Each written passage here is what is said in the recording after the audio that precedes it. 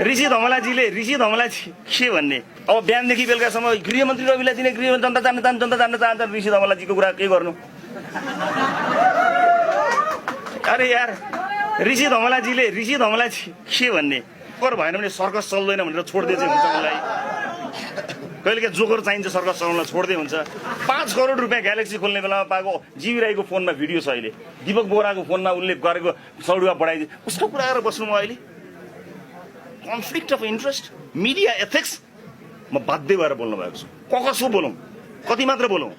मेरो यो आक्रोश के भने आज हामीले देशी विदेशी शक्तिहरूले गर्दा हामीलाई प्रभावित पारे भने देशी विदेशी कोही पनि शक्ति होइन, यो देशका दुश्मन यहाँका सिन्डिकेट कायम गर्ने मिडियाहरू हुन् जो उभर्दै गरेको जनताको आशा र भरोसा लिएर आएको 4 महिनामा 5 महिनामा संसद पुगेको दललाई निरन्तर खेदिरहन्छन्। जुन विषयमा कुन विषयमा खेदिरहन्छन्, जुन विषयमा हामीले स्पष्ट जनतालाई पारेको छौँ। चितवनका जनतालाई मैले झुक्क्याएको छु, मैले चितवनका जनतालाई झुक्क्याएको हो। म क्षमा चाहन्छु आदरणीय चितवनवासीहरू, मेरा कारणले तपाईँहरूलाई दुःख भयो, फेरि दुःख हुने गएको छ। पटक तपाईँले दुःख पाउनु भएको छ। म मेरो सामान्य त्रुटिका कारणले हुनु गएको दुःखमा म क्षमा चाहन्छु। होला मेरो नागरिकतामा प्रश्न होला, मेरो नागरिकता उहाँहरूलाई फर्जी नै लाग्यो होला के देशको सबैभन्दा बढी मतान्तरले जितेको म र सबैभन्दा बढी भोट मतान्तरले जिताउने त्यहाँका भोट हाल्ने आदरणीय चितवनवासी जनताहरूको नागरिकता पनि फर्जी थियो, त्यो भोट त्यो जनमत पनि फर्जी थियो। त्यसको पनि कहीँ कदर गरिएन र रात केही पनि नहुने गरी आम मान्छे पनि नहुने गरी त्यसरी मलाई हराइयो, त्यसरी मुद्दा अगाडि बढ्यो। हराइयो भन्न मिलेन, त्यो त स्वीकार गर्नुपर्ने कुरा भइहाल्यो। र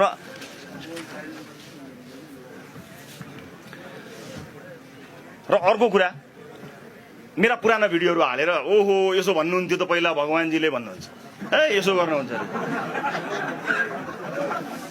दुईटा मान्छे ट्विटरमा बसेर हल्लाइदिएको छ देश सातो पुत्लो, मेरो सातो लिन सक्नुहुन्न, डोन्ट वरी।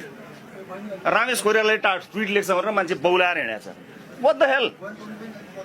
उहाँको बौद्धिकताको लम्बाइ धेरै होला, तर उहाँले आफ्नो बौद्धिकताको लम्बाइ कहाँसम्म राख्नु भएको छ नि, त्यो गगन थापाको कट्टुको साइज लम्बाइ जति छ त्योभन्दा पर छैन। उहाँले आफ्नो धेरै छ, त्योभन्दा पर छैन, त्यहाँ ध्यान दिएर उहाँले गर्नुभएको छ। रमेश थापाले ट्विट गर्छ भने डराएर समाज तर्सेर बसेको छ। म आज खुला कुरा गर्छु एकदम, म यो लुकाएर म डिप्लोमेट पनि होइन, म यसै गरी कुरा गर्ने हो टेलिभिजनमा पनि। यो मेरो म भित्रको त्यो एउटा जिन झन्डै हराएको थियो पोलिटिक्समा, त्यस कारणले त्यो जिन म निगा के फरक पर्छ। ती मान्छे सातो गयो अनि ओहो गजब लेख्यो, उसले रिट्विट गरिदियोस् र उसले इन्डोर्स गरिदियोस् भनेर मान्छेले आफ्नो जीवन र भविष्य लेखेको छ। अमित ढकालले के रहेछ भनेर पिर परेर बिचरा रविन्द्र मिश्रको त राजनीति अमित ढकाल रिसाउ लाग्यो भन्ने पिरले उहाँको राजनीति उता गयो।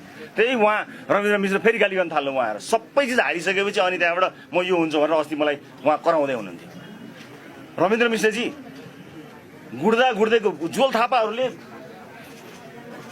थापाहरूले सानो थियो होला तर इमानका साथ सुरु गरेको राजनीतिको गाडी अगाडि बढ्दै थियो। त्यो गाडीको चालक म हुन्छु भनेर तपाईँ घुस्रेन आउनुभयो र चल्दैको गाडीबाट तपाईँ हाम फाल्नुभयो। आज विवेकशील साथमा लडाइदिनु भयो। अहिले तपाईँ मलाई इमान सिकाउनुहुन्छ टेलिभिजन इन्टरभ्यूमा गएर, तपाईँ त्यहाँ बसेर मलाई सिकाउनुहुन्छ।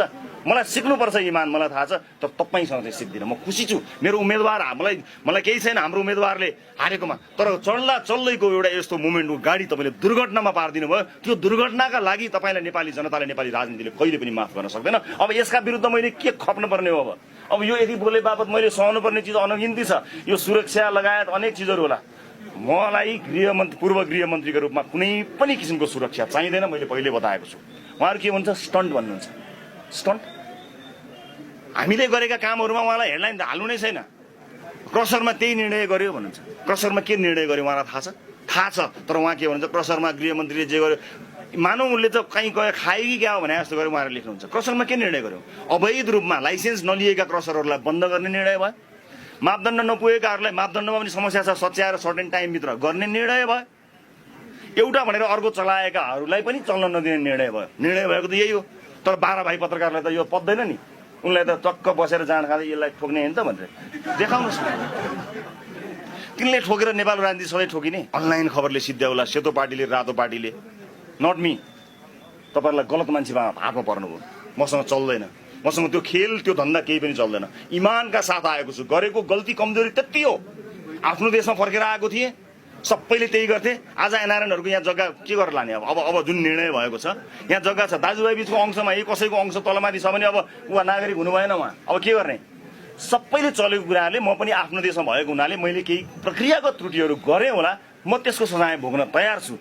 तर त्यसका आधारमा टेकेर उल्टाएरै नागरिकता पल्टाएर नेर्दा बिहानै नागरिकता बेलुकै नागरिकता त्यहाँ नागरिकता यहाँ नागरिकता उसको टिभीमा हेऱ्यो भने त्यही अर्गनाइज तरिकाले पेल्दै पेल्दै पेल्दै पेल्दै पेल्दै पेल्दै ल त्यहाँ सिद्ध्याउने भन्नु खोज्नु भएको। मैले त्यसै भएर भनेको म अभिमन्यु होइन। मलाई युद्धभित्र चिरेपछि छिर्न पनि आउँछ र निस्कन पनि आउँछ र म यसरी निस्केर देखाइदिन्छु कि तपाईँहरू हेर्नु होला। यो मेरो आक्रोश मात्र होइन, यो मेरो प्रतिबद्धता हो, यो मेरो आँट हो। यो आक्रोश किन आएको छ भने जब मान्छेलाई किनारामा लगेर बिरालोलाई तपाईँले थुन्न खोज्नुहुन्छ नि, थुन्दाखेरि गाह्रो हुन्छ। राजनीतिक हिसाबले राजनीतिक तरिकाले आउनुपर्ने हुन्छ।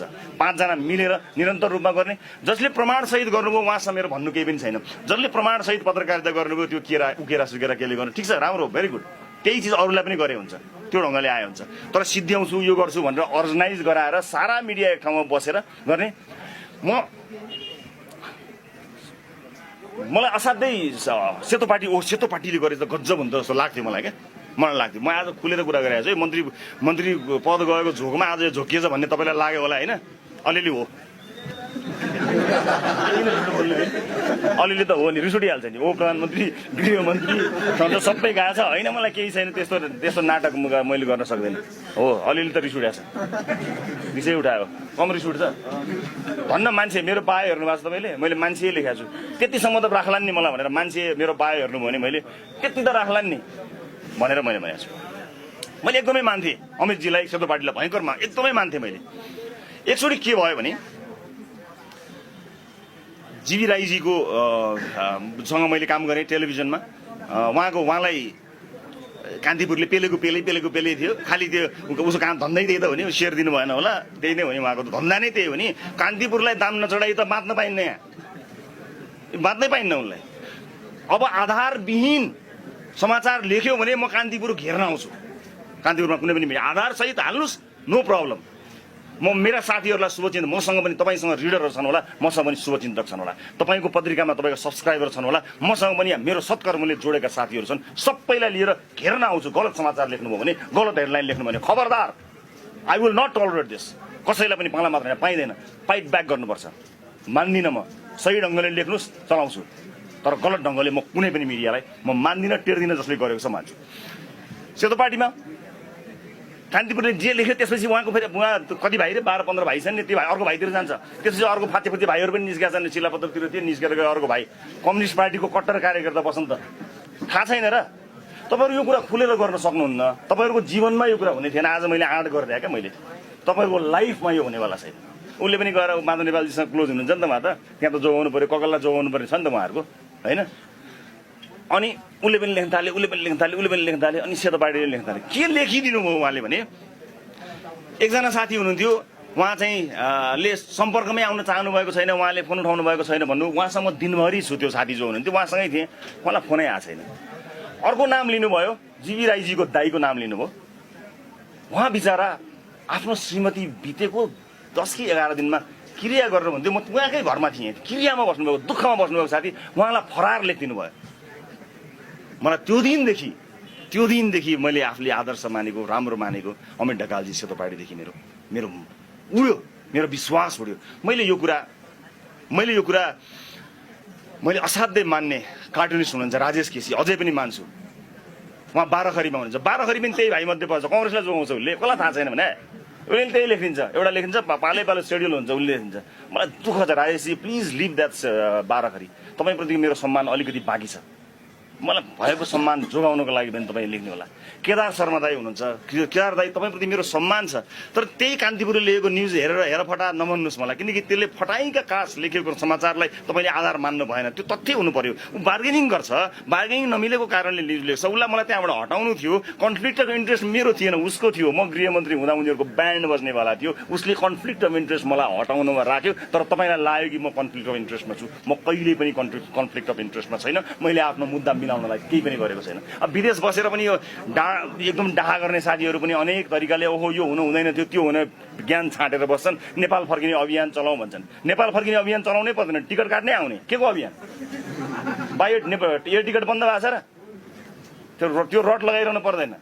स्वाभिमानको त्यति ख्याल माया छ भने टिकट काट्नै आउने, अभियान कसैले चलाइरहनु पर्दैन। अनि त्यहाँ बसेर टुच्च हनिरहने, गरिरहने, टिज गरिरहने, यो कुरा मलाई स्वीकार्य छैन। त्यसैले आजको यो कुराकानी यो स्ट्यान्डर्ड लागेको छैन नि, कस्तो तल झरेको रहेछ, यसको त कुनै लेभलै छैन रहेछ भन्ने तपाईँहरूलाई लागिरहेको होला नि। कस्तो लेभललेस मान्छेहरू छ, चौबाट त्यो भट्टीमा बसेर गरे जस्तो रक्सियार गरे जस्तो कुरा गऱ्यो भने नि नेपाली पत्रकारिताको लेभल भएन। नेपाली जर्नलिजमले आफ्नो लेभल गुमायो। त्यो लेभल सम्झाउनको निमित्त मैले भन्नै पर्ने हो, म सरकार चलाउने, देश चलाउने हो कि फेरि मैले पत्रकारिता चलाउने हो? तपाईँ भन्नुहोस्, पत्रकारिता तपाईँ चलाउनुहोस्। म त्यो एभिन्यूमा छैन, म त्यो गाउँमा छैन, त्यो ठाउँमा छैन, त्यो गल्लीमा छैन। तपाईँहरूलाई नै भयो त्यो, तपाईँहरू नै राख्नुहोस्। हिजो हुँदा तपाईँहरूले मलाई पत्रकार त नमान्नु भएको, उपप्रधान गृहमन्त्री भन्दा तपाईँको त मुटु फुटिहाल्यो नि। तपाईँको मुटु फुट्दा काम लाग्ने एउटा मुटुको डाक्टर थिए, तिनले पनि आधी मुटु उनको पनि फुटिसक्यो। अब तपाईँ कहाँ जाने?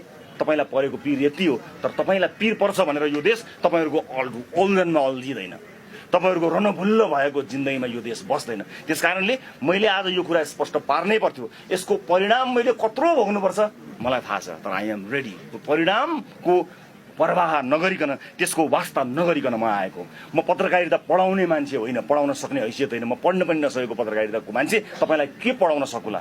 तर म दुईटा कुरा चाहिँ तपाईँलाई भन्छु, पढ्न मनले पढ्नु स्टेप पनि फरक पर्दैन। आफूभन्दा सानो मान्छेबाट पढ्दा पनि हुन्छ कहिलेकाहीँ। म तपाईँभन्दा धेरै सानो मान्छे हो। पत्रकारिता दुई किसिमको गरिन्छ, एउटा सञ्जय बनेर पत्रकारिता गरिन्छ, अर्को नारद मुनि बनेर पत्रकारिता गरिन्छ। सञ्जय जसले जे भएको थियो त्यही चिज महाभारतको युद्ध देखायो, कहीँ केही चिज फरक पारेन। यस्तो देखायो, एउटा दृष्टिविहीनले पनि छर्लङ्ग देख्न सक्ने गरी महाभारतको युद्ध देखायो, एउटा सञ्जय हो।